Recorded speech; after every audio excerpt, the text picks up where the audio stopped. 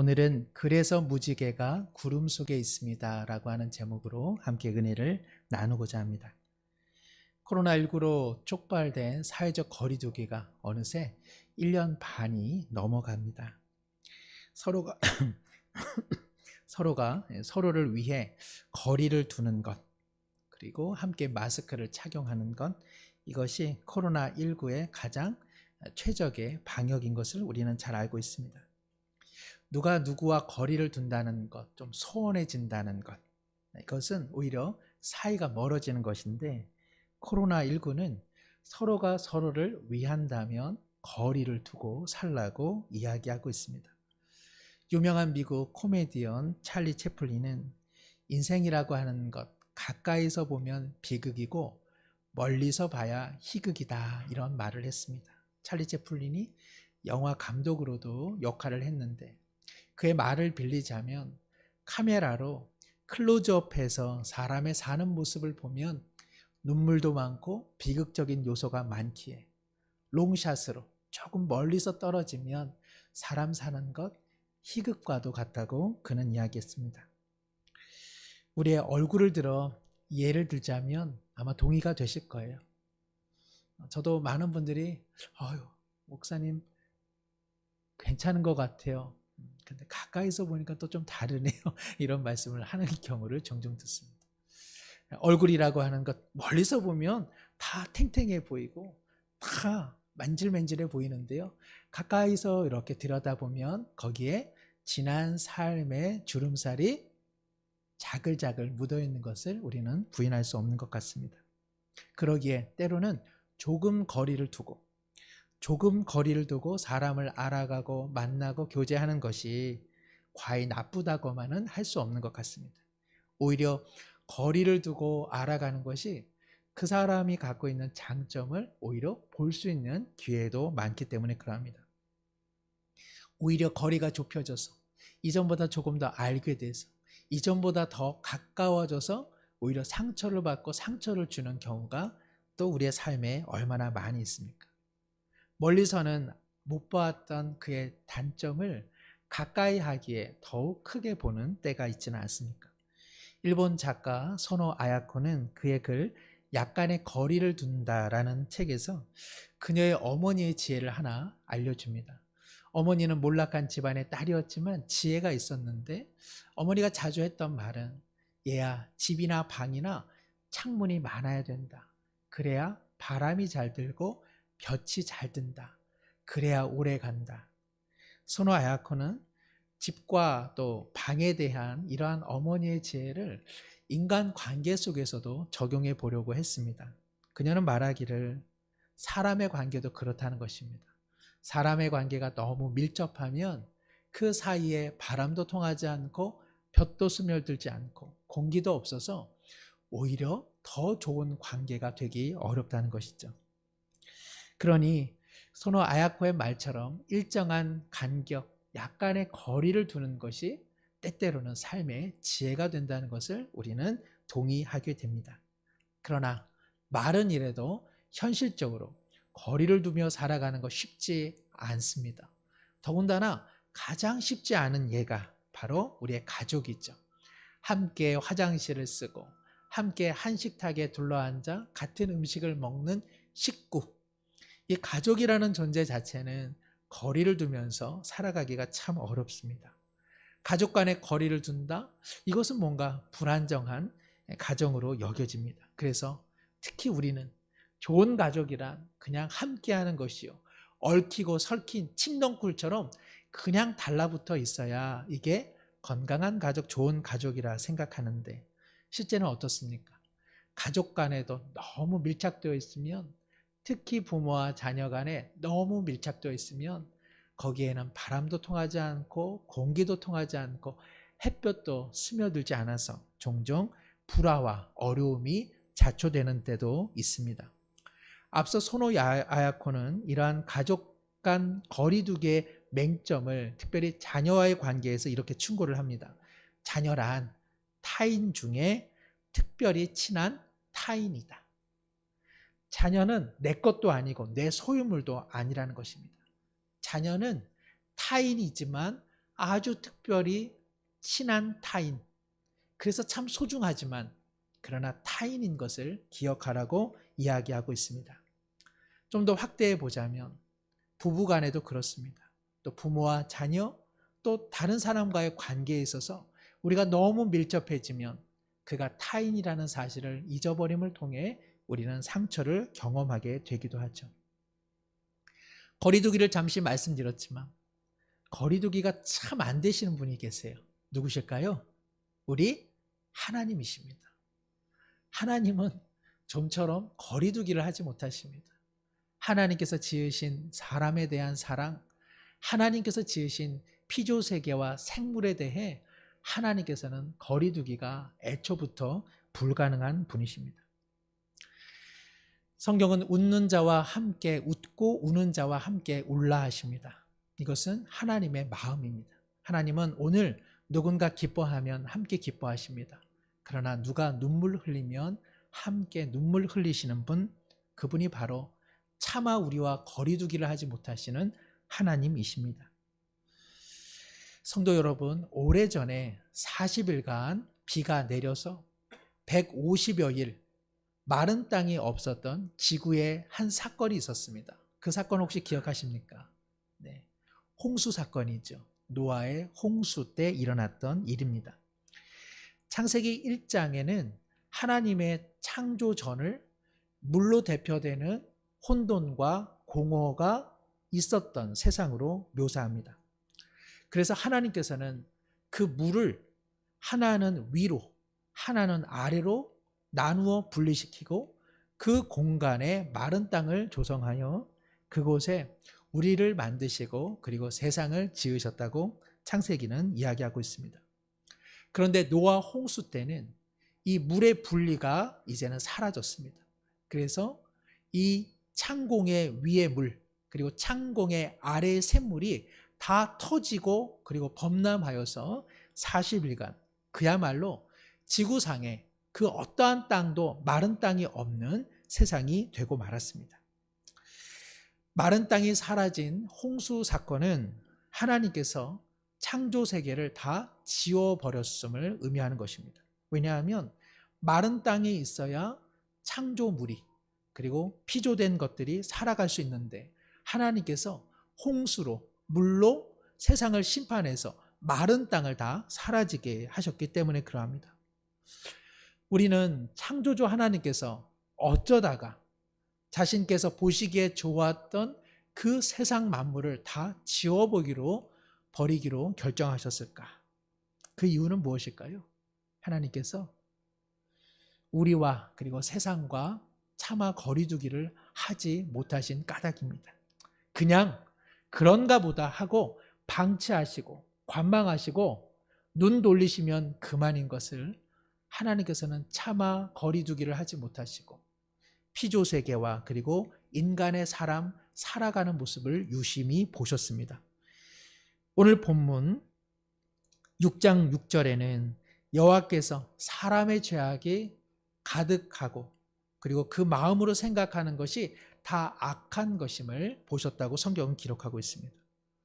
왜 하나님께서 홍수로 마른 땅이 없어지게 하셨는가? 그것은 사람의 죄가 가득 차고 사람의 생각하는 바가 다 악한 것임을 보셨기 때문에 그러합니다.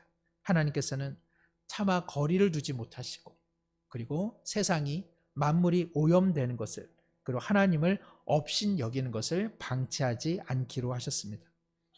우리가 기억할 것은 성경에서 중요한 교리 중 하나 전적인 타락, 인간의 전적인 타락은 내가 오늘 몇 가지 죄를 저질렀기 때문에 인간이 타락했다 그렇게 말하는 것이 아닙니다. 하나님과의 관계성을 상실한 것, 하나님을 의식하지 못하고 살아가는 것, 하나님 뜻대로가 아닌 자기 뜻대로 살아가는 인간의 하나님과의 관계성 상실, 그것이 성경에서 말하는 인간의 전적 타락, 전적 부패입니다. 지난 한 주 돌아보십시오. 매번 나쁜 일만 하시다 오셨습니까? 매번 나쁜 짓만 도모하시고 경영하시다가 살아오신 분 여기 아무도 없으십니다. 늘 내가 참 모자른 사람이지만 뒤돌아보시면 참 선한 일도 많이 하셨고요. 저나 우리 성도님 때문에 누군가는 기뻐하기도 했습니다. 그런데요, 중요한 것은 하나님께서 만드신 시공간 속에 하나님이 주신 자원을 갖고 아무리 선을 행한들 하나님과의 관계성을 상실한 채 살아간다면 그것은 다 인간의 타락이 될 수밖에 없다는 것입니다. 하나님께서 주신 세상 가운데 하나님께서 주신 생명과 하나님께서 주신 모든 영적 자원을 가지고 하나님을 의식하지 못한 채 살아가는 것, 이것이 바로 인간이 부패했고 타락했다는 결정적 증거가 됩니다. 이에 하나님께서는 6절에 땅 위에 사람 지으셨음을 한탄하시고 마음에 근심하십니다. 이 성경 말씀은 상당히 낯선 말씀입니다. 왜냐하면 우리는 언제 한탄하고 한숨을 쉽니까? 후회할 때, 그리고 걱정이 많을 때.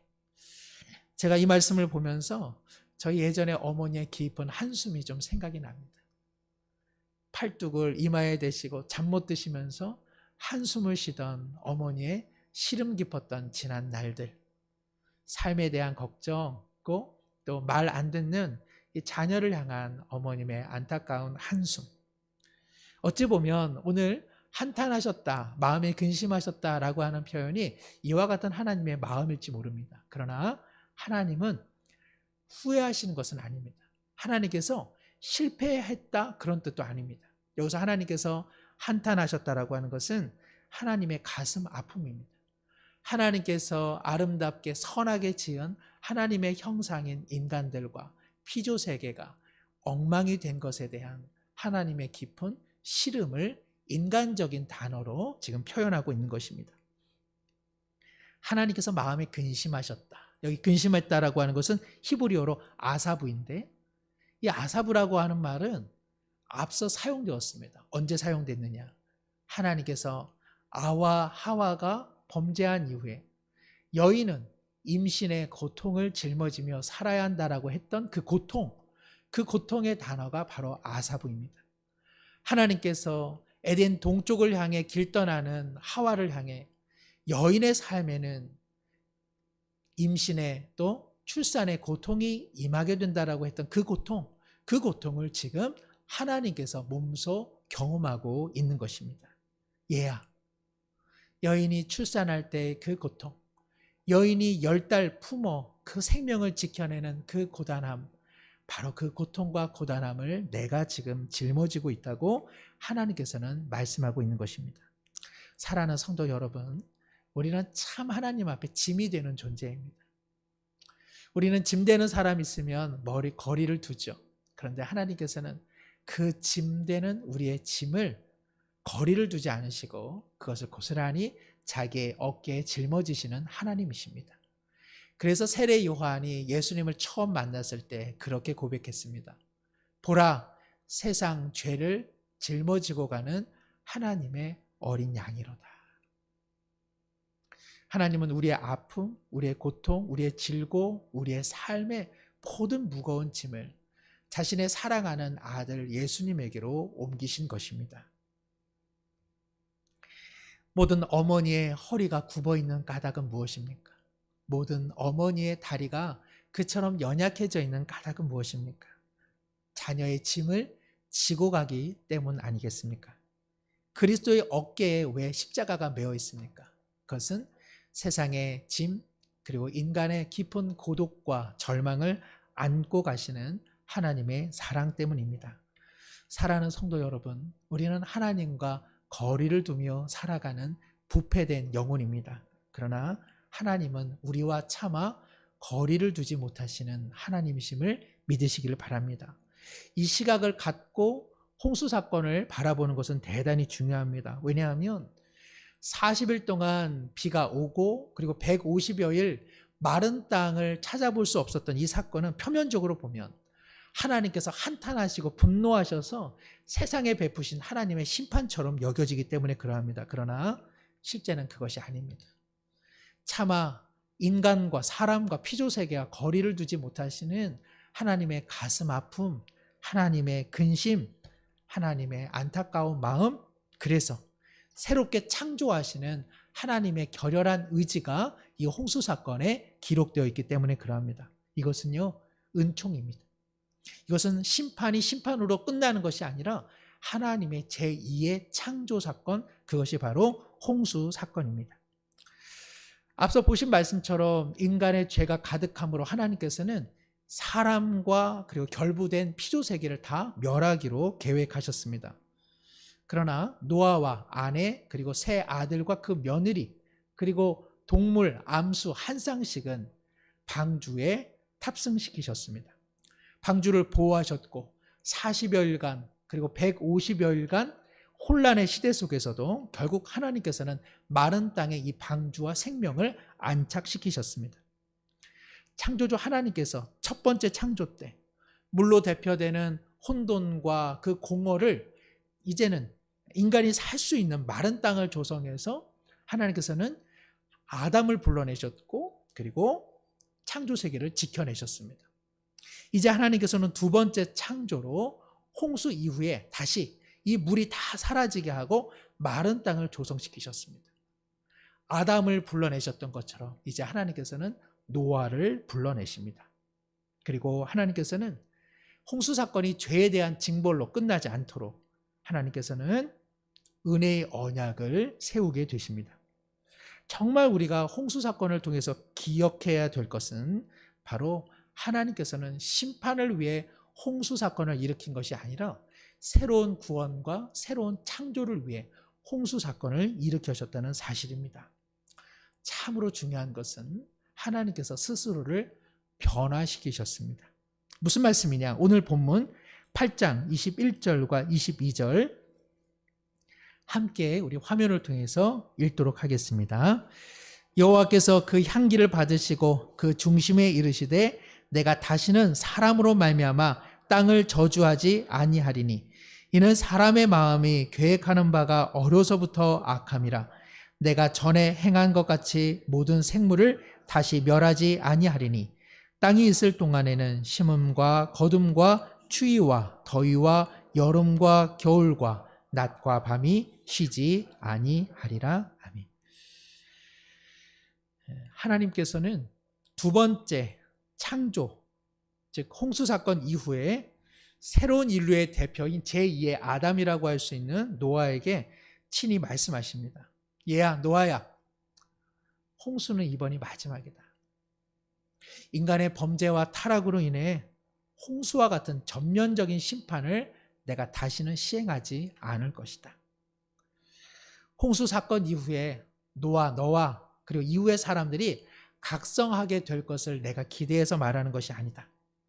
인간은 끊임없이 범죄할 것이다. 인간은 어렸을 때부터 악함을 계획하는 존재들이다.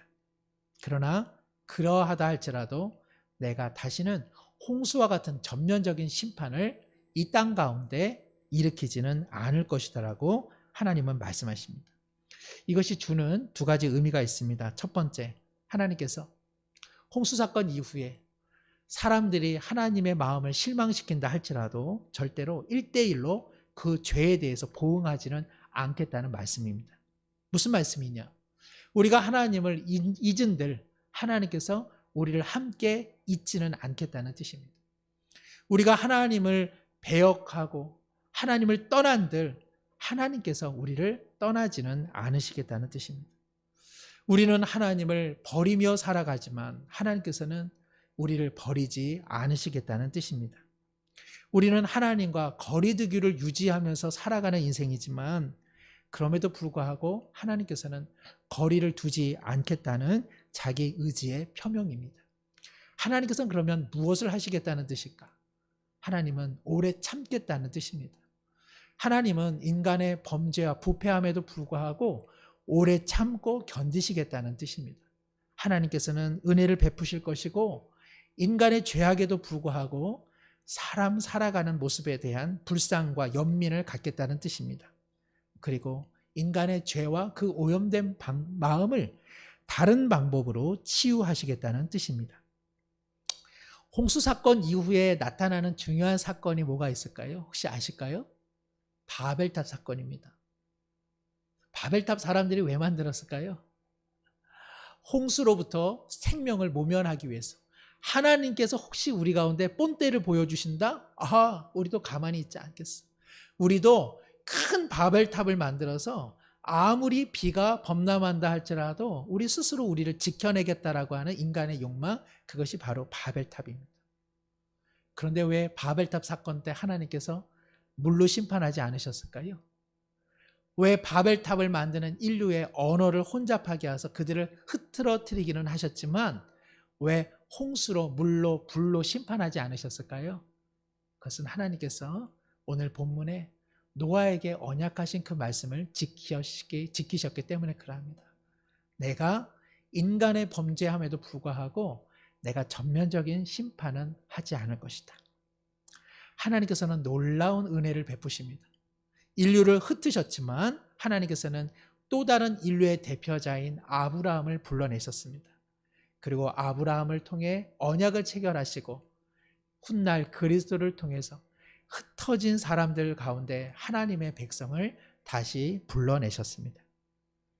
하나님께서 바벨탑 사건 때 물로 전면적인 심판을 하지 않으셨기 때문에 오늘 우리가 생존하고 있는 것입니다. 하나님께서 앞선 사람들의 배역과 그리고 불신앙에도 불구하고 전면적으로 심판하지 않으셨기 때문에 오늘 우리가 예수님을 믿어 십자가의 구원 백성 될 수 있는 기회가 마련된 것입니다. 하나님께서 우리의 죄악에도 불구하고 전면적인 심판을 행하지 않으시기 때문에 우리 모두 하나님의 구원받는 자녀가 될 수 있게 된 것입니다. 사랑하는 성도 여러분, 이것이 바로 노아 홍수 사건의 중요한 맥락입니다. 그리고 또 다른 의미는 하나님께서 이 세상 만물을 인간의 손에 맡기지 않겠다는 뜻입니다. 앞선 우리 8장 21절에 중반에 내가 다시는 사람으로 말미암아 땅을 저주하지 않겠다. 내가 전에 행한 것 같이 모든 생물을 다시 멸하지는 않겠다. 이렇게 말씀하십니다. 우리는 이런 생각을 하죠. 하나님께서 우리의 악함을 이제는 이해하시는구나. 그래서 다시는 물로 심판하지 않겠다 하시니까 참 다행이다. 이런 생각을 하게 되죠. 그러나 하나님께서 홍수로 심판하지 않으시겠다고 하는 것은 단지 우리를 보존하시겠다는 여기에만 국한되는 것이 아닙니다. 하나님께서 왜 홍수로 이 땅을 멸하지 않기로 하시느냐? 그것은 하나님께서 만드신 피조 세계를 보호하기 위함입니다. 하나님께서 물로 이 세상을 전면적으로 심판하지 않으시는 것은 우리의 연약함에 대한 이해도 있지만 하나님께서 지으신 이 피조 세계, 생명체에 대한 하나님의 아픈 마음 때문에 그러합니다. 인간이 타락하기 전에 하나님께서는 인간에게 복을 주셨는데 창세기 2장 28절 생육하고 번성하고 땅에 충만하라. 그리고 뭐라고 되어 있습니까? 모든 생물을 다스리라. 이렇게 말씀하십니다. 번성하고 그리고 충만하고 그리고 생육하라. 더군다나 피조세계를 너희들에게 맡기니 너희들이 피조세계를 다스리라고 말씀하십니다. 그런데요, 노아 사건, 홍수 사건 이후에 오늘 창세기 9장 1절 거기에는요 한 구절의 말씀이 빠져 있습니다. 창세기 9장 1절 생육하고 번성하여 땅에 충만하라. 그리고 뭐가 있지 않습니까? 생명을 다스리라고 하는 그 권한을 하나님께서 주지 않으십니다. 이것을 우리가 꼭 기억해야 합니다. 하나님께서 타락하기 전에는 우리에게 생명을 다스리는 권한을 주셨지만 인간이 타락한 이후에는 하나님께서 생명을 다스리는 이 특별한 권리를 하나님께서 거두어 가셨습니다. 왜 그럴까요? 노아 홍수 사건 이후에도 늘 어렸을 때부터 악한 것을 계획하는 인간의 죄성과 욕망이 어떠한지를 하나님께서 아시기 때문에 그럽니다. 우리 막내 정말 눈에 넣어도 아프지가 않습니다. 그러나 가만 보면 이것도 앞으로 못 되겠구나 하는 생각을 하는 때가 참 많습니다. 보이는 데서는 착한데 벌써 안 보일 때는 벌써 헛지거리를 하려고 하는 모습이 역력하기 때문에 그러합니다. 하나님께서 모든 생물체를 그리고 이 피조세계를 우리에게 맡기지 않으셨습니다. 왜냐하면 인간의 죄악과 탐욕이 불러올 재앙을 하나님께서 아시기 때문에 그래서 생물을 다스리는 권한을 거두어 가셨습니다. 그럼에도 불구하고 수세기 동안 그리고 심지어 수많은 그리스도인들조차 하나님께서 염려하셨고 고발하신 우리의 죄악과 탐욕을 인식하지 못한 채 우리는 모든 생물을 다스리는 이 권한을 누리고자 했습니다. 창세기 2장 말씀 이것을 오용하고 그리고 잘못 인용하여서 세상의 강자로 군림하고 그리고 생태계를 파괴하는 일, 우리의 유익을 위해 생태계를 어지럽히는 일을 합리화해왔습니다. 오늘날 생태계의 가장 위협적인 존재는 누굽니까? 우리 인간이 아닙니까? 우리야말로 생태계를 어지럽히는 가장 최악의 주범자가 아니겠습니까? 우리가 생태계와 만물을 끊임없이 악화시키는 것은 바로 노아 언약을 통해 생명을 지켜내시겠다는 창조주 하나님과 끊임없이 대립각을 세우는 것입니다. 그 결과가 이미 참담한 결과로 우리 가운데 있지는 않습니까? 전염병이 창궐하는 것은 오늘날의 이야기가 아닙니다. 아마 잘 아시는 것처럼 매 세기마다 놀라울 정도의 많은 사람들이 창궐하는 전염병으로 목숨을 잃었습니다. 알 수 없는 질병의 원인도 인간의 개발 욕심 때문에 그러합니다. 이제 그 다음 세대가 앞선 세대의 개발과 그리고 생태계를 어지럽힌 그 결과를 뼈저린 기후 위기와 생태계의 오염 속에 살게 된 것을 우리는 어떻게 해야 합니까? 사랑하는 성도 여러분, 노아의 홍수 이야기는 그저 구원 방주를 잘 지어서 나는 홍수 가운데, 나는 심판 가운데 나는 구원받았어, 바로 이것을 안심하라는 이야기가 아닙니다. 오늘날 노아의 방주가 아라랏산으로 추정되는 어느 곳에 있다, 그래서 유물, 고증의 이야기가 이 홍수 사건의 핵심이 아니라는 것입니다. 절망적인 상황 속에서도 피조세계와 인간에게 차마 거리를 두지 못하는 근심하고 아파하시는 하나님의 이야기입니다.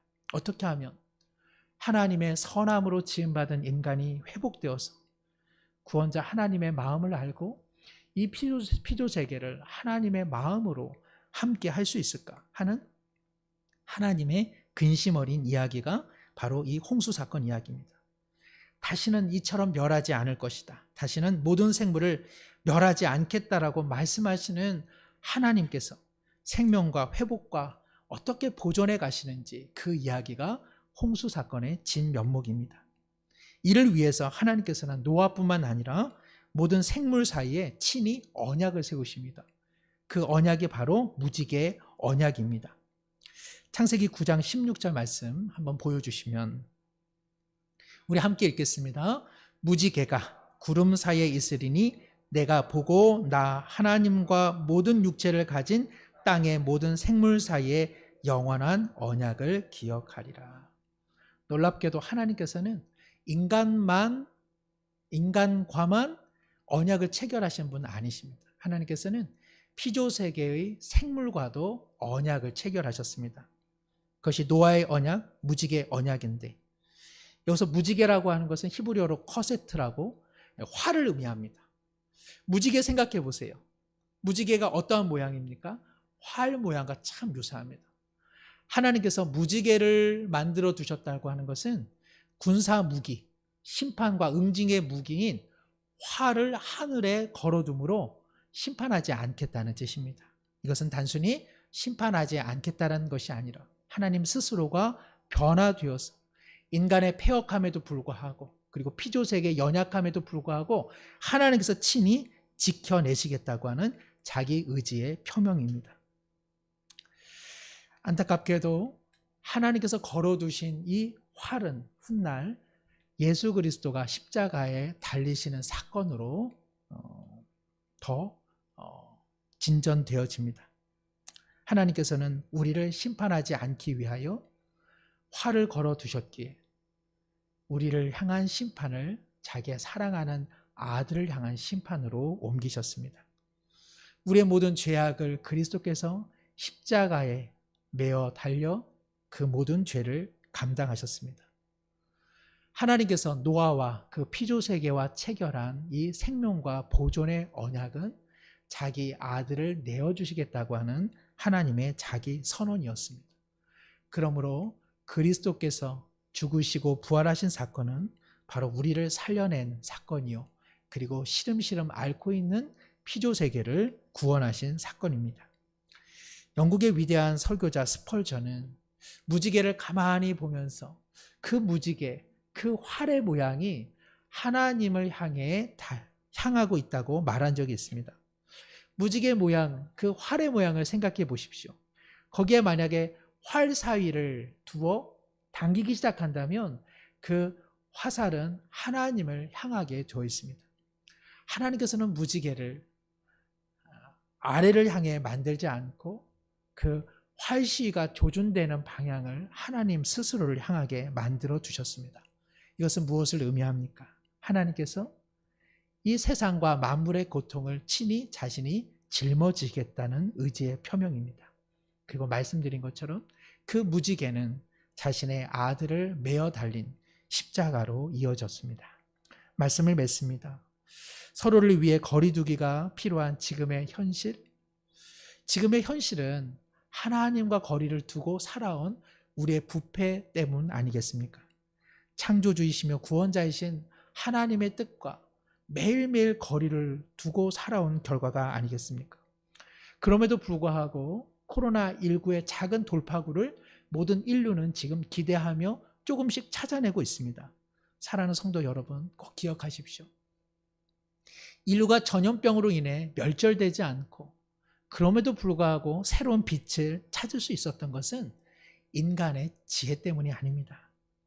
내가 다시는 인생을 멸절시키지 않고 내가 피조세계를 다시는 멸절시키지 않겠다고 하신 무지개 언약, 하나님의 신실하신 은혜 때문에 그러합니다. 하나님께서는 오래전에 노아와 체결했던 그 언약을 잊지 않으시고 여전히 지켜가시기 때문에 인간의 범죄함에도 불구하고 인류가 아직 존속되고 있는 까닭이 여기에 있는 것입니다. 인간의 오만과 교만과 욕망으로 생태계를 이처럼 파괴시켰음에도 불구하고 아직도 생물들이 존재하는 까닭은 무엇입니까? 내가 다시는 생물을 멸절시키지 않겠다 하신 하나님께서 생명체들과 생물들과 그 언약을 이행하고 계시기 때문에 그러합니다. 우리 모두 창조주 하나님의 마음을 다시 한번 경험하고 우리 모두 하나님과는 더욱 밀접해 살아가는 우리 모두가 되기를 소망합니다. 기도합니다. 하나님 아버지, 거리를 두어야만 안전한 시대 속에서 하나님께서는 이전에도 이후에도 지금도 우리와 피조세계와 어떠한 거리도 두지 않고 계십니다. 오히려 함께 하시는 임마누엘 그 은총으로 인해 주님께서는 남들이 못 보는 나의 죄와 아픔과 절망을 함께 하시며 탄식하시며 아파하십니다. 살 곳을 잃어가는 생태계의 고통에 함께 탄식하고 아파하십니다.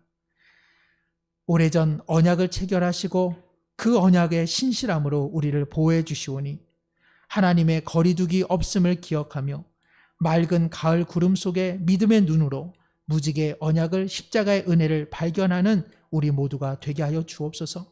이제는 사람과 사람, 생태계에 대한 창조주 하나님 아버지의 마음으로 살아갈 수 있도록 주여 우리 가운데 새 마음을 주옵소서. 예수님의 이름으로 기도드리옵나이다. 아멘.